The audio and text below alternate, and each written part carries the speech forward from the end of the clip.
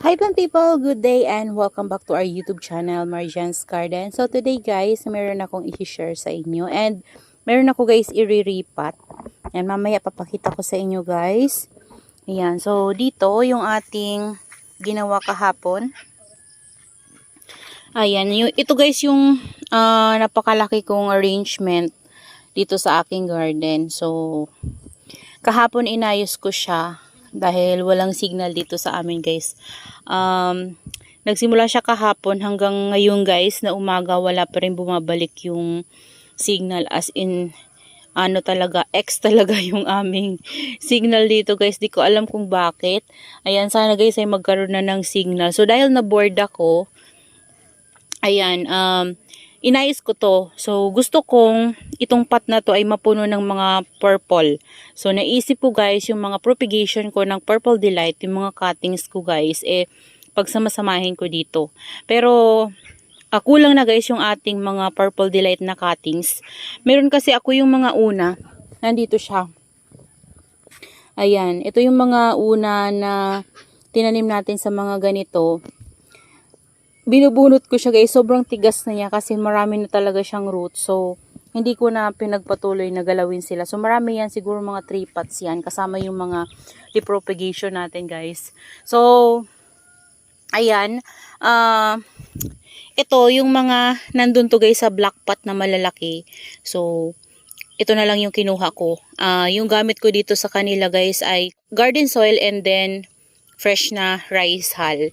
So, bali, ang ginawa ko guys dito ay dinagdagan ko lang naman yung dating soil mix nito ng garden soil. Ayan. Kasi napansin ko guys, itong ating mga Purple Delight na pinagtatanim ko doon sa ating mixture ng fresh na rice hull and then garden soil ay ang dami ng roots. Super healthy talaga guys ng roots and maganda talaga sila. Maganda yung tubo ng roots nila guys. Kaya naman pinagpapatuloy ko yung paggamit ng fresh na rice hull at saka garden soil. Ayan o, dyan pa nga ako guys kumuha kahapon o. Yung hinukay ko yan. Dito ko nilagay. So ayan, ito yung mga cuttings natin ng ating Aron Pay, yung galing to guys kay Ma'am Nida. So, yun na lang yung naisip kong ilagay dito sa area na to. So, ayan. Puro Purple Delight. Tapos dito banda, Aron Pay. Tapos yung dito banda guys, itong mga lipropa ko lang to na Mendoza. Dyan banda yan guys. So, hinulog ko lang dyan banda. So, dahil nag-add tayo ng garden soil, kinuha ko sila kasi matatakpan sila guys. Ayan. Mga lipropa lang yan. Ito pa to guys, Crispate Beauty. Naligaw dito si Crispate Beauty pala. Ayan siya. So hindi ko na, hindi ko na nilipat sa ibang pot. Diyan ko na lang siya, hinayaan ko na lang siya dyan. Ayan, naka-rain or shine yan guys sila. Tapos ito yung akuho, nandito siya banda. Nilipat ko lang siya dito sa side na to. Ayan yung mga cuttings ko ito dati ng hakuho ko. So, ayan guys yung itsura nila. Dito banda guys, hindi ko na ginalaw yung mga nakatanim ko dyan dati. So, naglagay kasi ako dyan ng mga cactus. Yan, sa side na yan, mga cactus na yan guys. Tapos ito, meron to ditong branch, nabali ko siya guys. Kasi parang ginaganon ko siya nabali. So, siya guys, parang siyang nagrat. Ayan o, nagrat yung parang ganito na nabalian niya. Pero buti na lang guys, hindi siya tumuloy hanggang sa pinakapuno. Ay hala, parang tutuloy siya guys. Parang tutuloy siya guys, oh. Ay, ikakat ko na lang siguro to guys. Para makuha ko to, oh. Para safe siya guys, oh. Ayan oh, kasi dalawa na to, ganito sila kalaki pareho. Ayan, bagong tubo nila to. Kasi nga, pinagkukuhanan ko to ng cuttings. Ito yung pinaka-mother ko talaga, guys. Ayan, so, nung time kasi na nabalian ko siya, guys, umulan. So, kaya siguro siya nagrat. Medyo maarte kasi to guys, kapag nasobran sila sa water at nasugatan sila ng basa sila, guys. Talagang nagrarat sila. So, kukunin ko na lang ito. Ayan, babaliin lang natin to guys. Ayan, oh. Kasi tutuloy na talaga siya sa puno. Ayan o, ikat natin yan. Ayan o, sayang naman. Ayan, dyan muna natin. Tapos, ito siguro, bunutin na lang natin to guys. Ayan o. And ilipat natin sa ibang pot. Yan, dami ng roots nito eh. Ayan o. Yan o. Cuttings lang to dati. Tapos, kasi yung mother plant ko namatay. Tapos, siya na yung naging mother plant ko ulit guys. Kasi, siya na yung mga pinagkukuhanan ko ng mga cuttings. Ayan, ito. Dagdagan na lang natin to ng cuttings ng Purple Delight siguro guys. Kapag mayroon akong ma-cut ulit. So, sa ngayon, hayaan muna natin na may vacant siya dyan. Yung mga nandito na mga succulents guys, pinagtatanggal ko. Ito po nga yung ibang mga cactus, oh. Ayan, hayaan ko muna dito guys. Ayan, yung pa yung iba, oh. Pinagpapatong ko lang guys, oh. Ayan, ito pa yung parang si ano to, si Laura. Ayan. Yan pa yung iba. Ayan. Ayun yung cactus na nandito.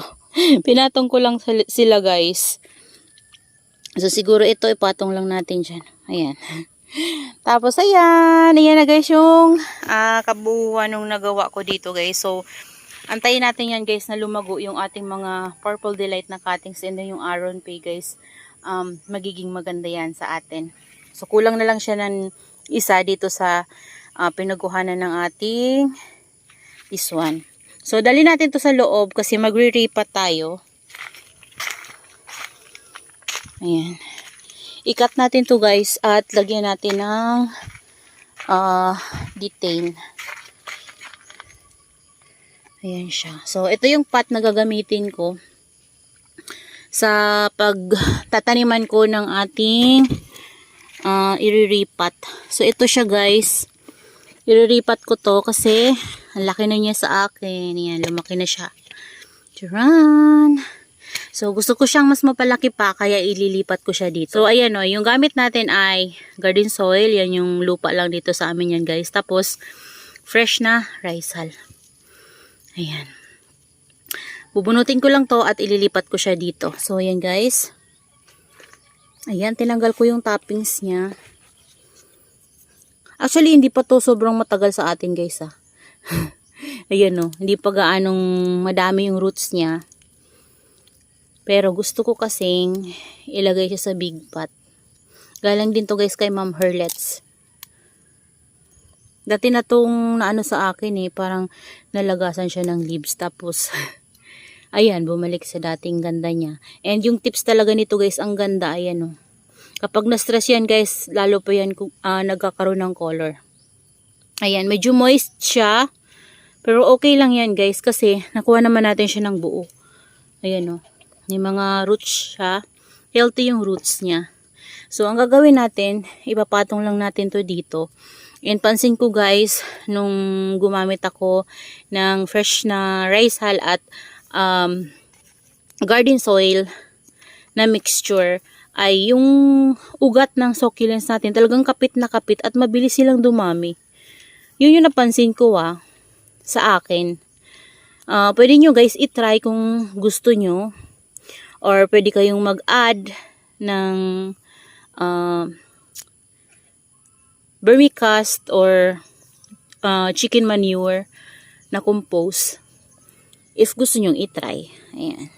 So ako kasi wala talaga ako mabilan dito. Kaya naman nag-experiment na lang ako kung ano yung pwede kong magamit sa kanila. Para makapagtanim pa rin ako, 'di ba? So, okay naman sila guys at chubby-chubby naman sila. And kapag meron ako guys, osmocot, naglalagay ako sa kanila. Yan, at saka pumice stone, toppings lang. Ayan. O, 'di ba? Yan na siya guys. Bilis lang. Hindi naman yan siya guys mapapano kasi nakuha naman natin siya ng buo. Hindi naman nagalaw yung roots niya. So, after natin itong maripat, hayaan muna natin to guys ng mga 7 days. Ayan. Kapag madumi talaga siya, in-sprayhan ko siya ng water. Pero hindi naman siya guys madumi.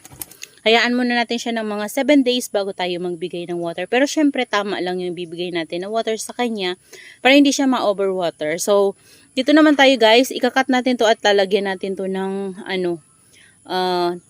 So ayan guys, kinuha ko na yung ating dietane or detain. Ikakat natin to. So sa mga nahihirapan din mag-propagate ng ganito guys, ganito lang yung ginagawa ko kapag nagkakaroon sila ng problema. So hindi talaga maiwasan yun, lalo na kapag medyo maselan. At matubig kasi guys yung stem nito, talagang tumutulo yung tubig niya kapag naputulan siya ng stem. So ginagawa ko kapag nanguha ako ng cutting sa kanya, inaano ko siya guys, ini-air dry ko bago ko siya itanim. Nilalagyan ko siya ng dietane. Ayan, tatanggalin nyo lang guys yung area talaga na may tama. Ayan, tapos talagyan natin ng dietane mamaya. Tapos air dry muna guys. Huwag muna natin siyang itatanim para hindi siya mabulok. So ito, ikakat na natin to guys. Baka masave pa natin to. Ayan, okay pa naman siya. Pero may time talaga na hindi na natin to nasisave. Kasi medyo maarte din talaga itong stinky na to eh. Pero naparami ko to guys. Kasi bihira ko sila diligan. Ayan o. Pag ganyan may pa guys. So parang maitim pa. Ayan, tingnan nyo maigi. Ayan, parang may maitim pa siya. Ikat nyo pa yan. Dapat mawala yung itim-itim na yan. Kasi maarte talaga itong stinky na to. Kaya kailangan malinis talaga siya. Mawala yung mga niya sa stem. Mga dot-dot na may itim. So, lagyan na natin siya ng detain. Ayan. I-dip natin siya ganyan.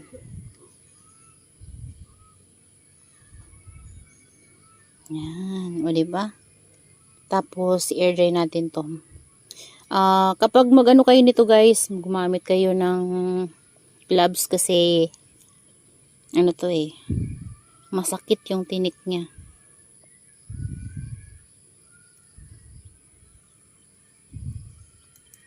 Ayan, tingnan nyo dami-damihan natin.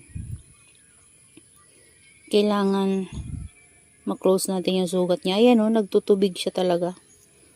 Yan. So, hayaan muna natin yan guys matuyo. Air dry muna natin yan bago natin siya itanim. So, kapag tuyo na talaga yung sugat niya guys, saka natin siya itatanim para hindi na siya mabulok. Ayan. Observe muna natin kung okay pa ba siya after ilang araw. Kung nagtuyo ba siya or tumuloy-tuloy. Pag hindi pa siya guys natuyo, kapag nakita nyo nag-yellowish na yung mga ganyan niya, ikat nyo ulit. Ganun yung ginagawa ko sa kanya kasi maarte talaga itong stinky na to. Ayan. So air dry ko muna yan guys dito ng ilang araw para matuyo yung kanyang sugat at observe natin kung hindi ba siya mabubulok. So kapag nabulok, ikat ulit natin yung area na nabubulok na. Itira natin yung walang bulok. Ayan. So papakita ko sa inyo guys yung mga propagation ko. Ayan Ayan halos nagtitrail na talaga sila lahat. So dyan ko siya nilagay. Naiinitan siya dyan pero bihira ko silang diligin. So pag nagdilig naman ako, sinusok ko naman sila guys. As in binubuhusan ko talaga sila ng tubig. Pero saka na ako guys magdidilig ulit nun. Siguro mga 1 week mahigit bago ako magbigay ulit sa kanila ng water. Kapag tuyong-tuyo na talaga sila. Kahit di ko sila guys bigyan agad ng water, okay lang naman kasi marami nga silang tubig na imbak sa katawan nila. So, yan lang guys, yung magagawa natin ngayon. Ito pala guys, di natin nalagyan Yan, so, dito ko muna sila guys, hanggang ma-air dry sila. Tapos ito, dito na muna natin to kasi nandun lang naman din siya So, same lang yung sunlight na marireceive niya. Ayan, after nating maripat, huwag mo nang didiligin, mga 7 days. Ayan, tapos, nandun pa rin siya guys sa area na napaglalagyan sa kanya. Pwede natin yan ibalik dun. Ayan. Kasi dito sa area na to, sanay siya sa sunlight na nare-receive niya. Pero, mas maganda guys kung yung sunlight na nare-receive niya ay talagang intense kasi kapag ganun talagang na-stress yung ating mga succulents so nagkakaroon talaga sila ng magandang color lalo na ngayong bare months. Yan. talagang growing season nila ngayon guys. At maganda ngayon magtanim ng mga succulents kasi mabilis silang magkaroon ng roots. Maganda ngayon manguha ng cuttings kasi mabilis din sila magkaroon ng roots at magkaroon ng babies. Ito mga cuttings ko din. Tapos ito na guys yung ating purple haze. Ayan, nagkakaroon sila ng color. Ayan o. Yan. Tapos yung ating ghost plant. Tingnan nyo guys yung aking ghost plant.